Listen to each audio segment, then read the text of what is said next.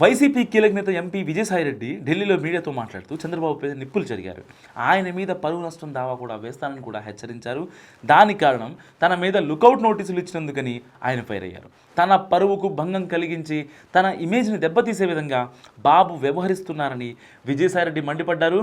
బాబుకు పాలన చేతకాక ఇలాంటివి చేస్తున్నారని ఆయన అంటున్నారు.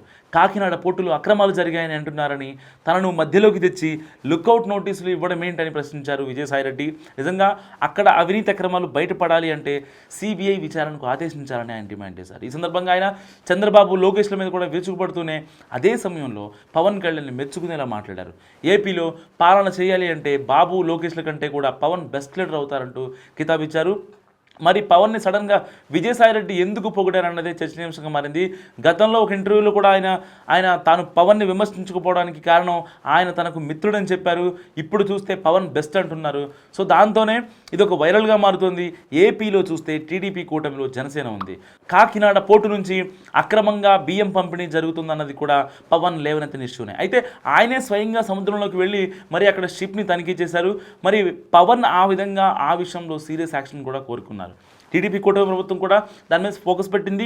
ఇప్పుడు విజయసాయిరెడ్డి పవన్ బెస్ట్ అంటూ చంద్రబాబు మీద విమర్శలతో ఆడిపోసుకోవడం వెనుక వ్యూహం ఉందని విశ్లేషకులు అంటున్నారు.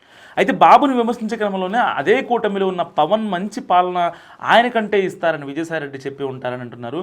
ఇక కొసమెరుపుగా తమ అధినేత జగన్ ఇంకా మంచి పాలన ఇస్తారని కూడా విజయసాయిరెడ్డి అన్న మాటను గుర్తు చేసుకోవాలనుకుంటున్నారు పరిశీలకులు. సో ఆయన అన్న మాటలలో బాబు టీడీపీని గట్టిగా టార్గెట్ చేశారని అంటున్నారు. మొత్తానికి విజయసాయిరెడ్డి నోటి వెంట పవన్ బెస్ట్ అన్న మాట రావడం మాత్రం రాజకీయంగా కొంత సంచలనంగానే ఉంది. మీరేమనుకుంటున్నారో కామెంట్ రూపంలో తెలియజేయండి.